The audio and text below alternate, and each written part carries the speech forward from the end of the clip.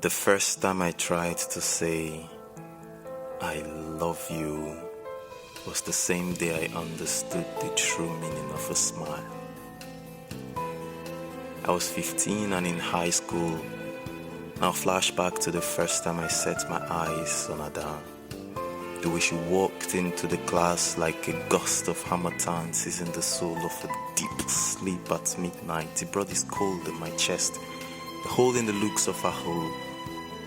So wonderful, I bet she was a museum of sunlight. And even though it was daytime, she held the stars in her eyes, and the enchantment of her voice, bathed in sweet melody, was a celestial song to my ears when she said to me, "Can I sit here, please?" Her words sent earthquake to my every heartbeat as it completely lost control. And truly, we don't need a freezer even when there's an indescribable urgency to get something frozen. Just allow angels speak to them. I mean, that day I froze at the soothing sound of Ada's voice, and that's actually one secret about me even as a kid. Beauty makes me blushingly stupid. So the moment I opened my mouth to say, "Oh yes, you can sit for as long as you want," oxygen rushed into my throat like a butterfly carrying something as heavy as the future, when I started to choke by my own breath as I coughed and then bent to rebuke this godforsaken drama on my books. Pen and bag joined the parade to make a fool of me by falling to the ground like the leaves of an udara tree, and confusion swallowed me like the big fish did Jonah. But Ada laughed.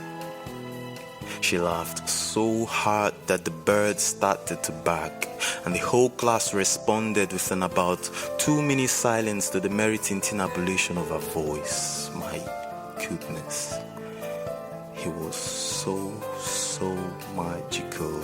And do you know why bells were used to regulate periods at school? Because they set a kind of fire to the heart. Ada's laughter had that fire.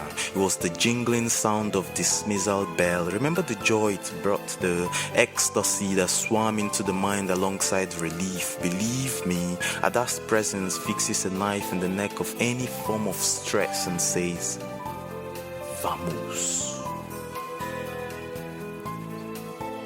So as she sat next to me, I watched my thoughts switch into a bar beach during Christmas season, packed with lots of random people and stuff. I mean, I could barely think straight, but I managed to smile and say, "Thank you."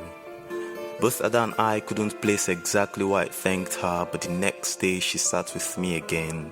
And the next day, and the next day, and the next day, and I couldn't totally explain, but each time I mustered the courage to look her in the face and our eyes met.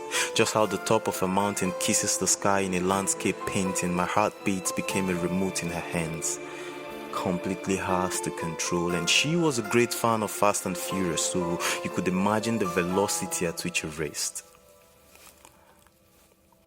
And the day I decided to finally say to her, "Oh, I love you," after a series of practice at home, of course. But the moment I beheld her out of this world beauty, what came out instead was, "Hey, God."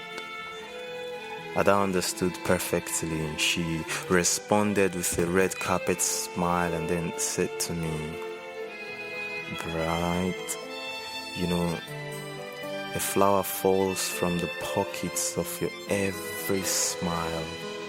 Your smile is the best means of explaining oxygen." Again, I froze.